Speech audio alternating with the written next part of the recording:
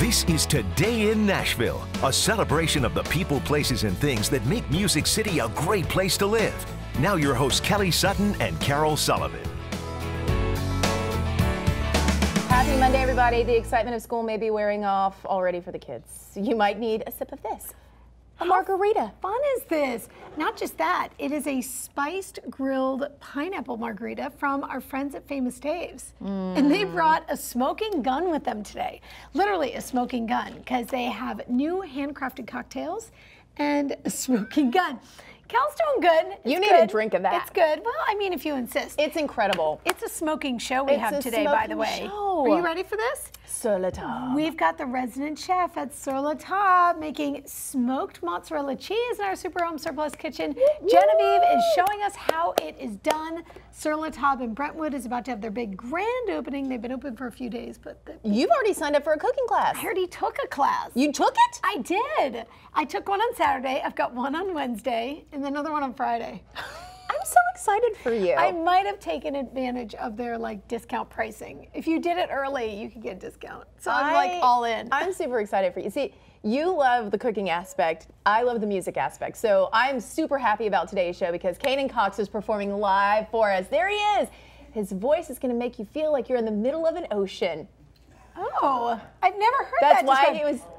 And why is that, Cal? He was because he used to sing for Carnival Cruise Lines. See, but you know what?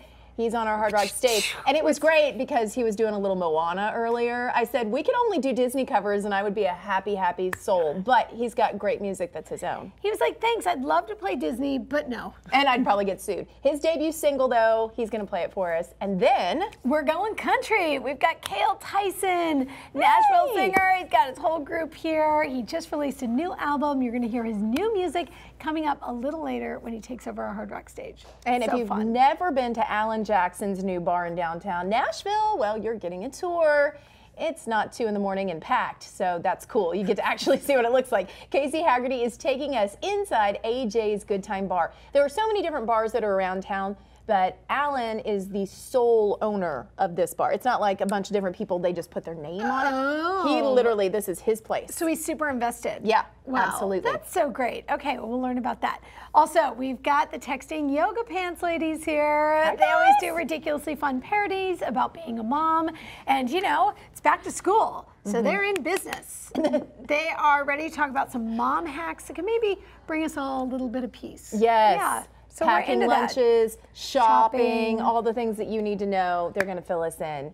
Okay, how was your weekend? What did you do? You obviously took the cooking class. I did. Which is amazing. Which was really, really fun. It was a chicken course. There were all these different chicken dishes. Oh, and Genevieve, I made the recipe last night. So I didn't just take the class, I actually followed through and made the meal. Who are for the you? family. Who are you right now? It felt like a victory. I don't even know you. It felt like a victory.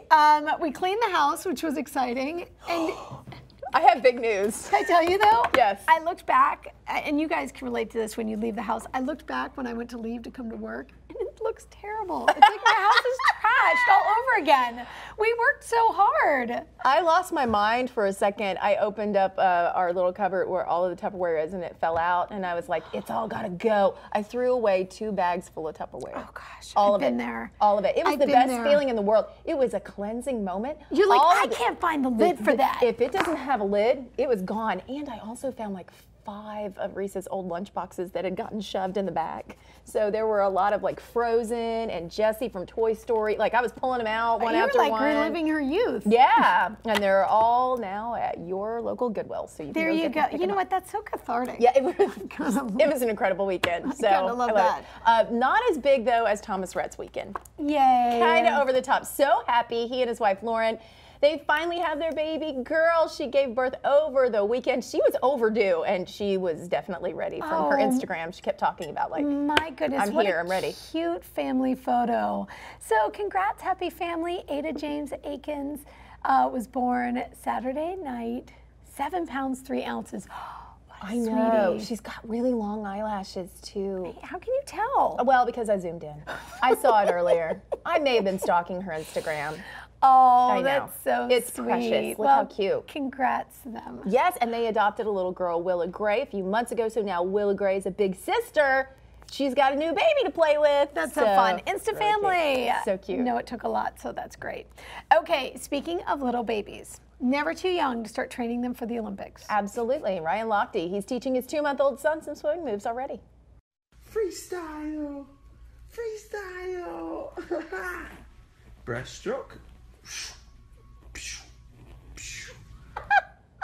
That actually looks very limbering. I kind of want to do that right now. I know. Oh, that's so sweet. That's so cute. Look at him doing fatherhood. I love it. Oh, Okay, nice. I saw this. Football. I'm so psyched that we have this video this morning. So the Titans lost their preseason opener on Saturday against the Jets, whatever. But the real story is Marcus Mariota still making a lot of people smile. Okay, so coming out of the tunnel, I mean, he's always so gracious and says hi to fans, but this is him hugging a really special fan. This is John Shelby, a boy born with Down syndrome. This backstory to this, I mean, this is obviously a great moment, taking pictures before the game, but he and John met last March at an awards ceremony for college football players, and they have been buddies ever since. This is so great. They have been corresponding ever since. He's been out at Titans practice, and he was Marcus's guest for the game, he and his family.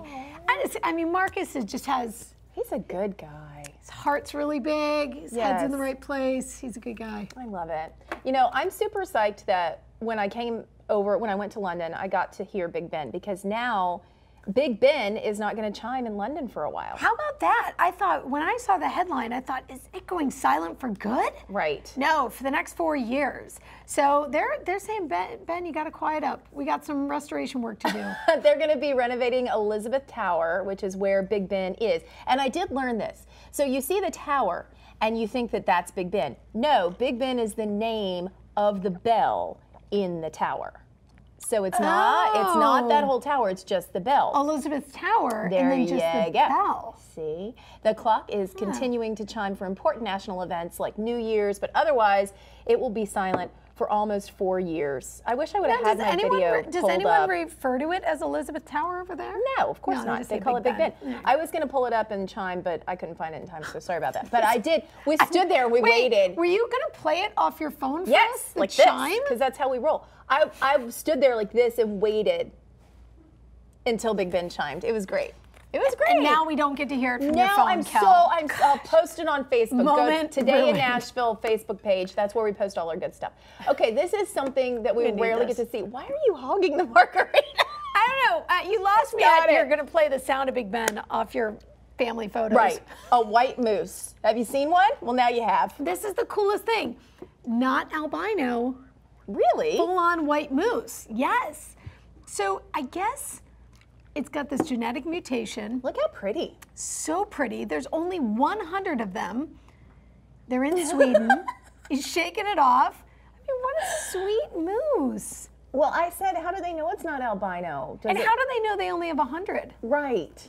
I don't know. I didn't know.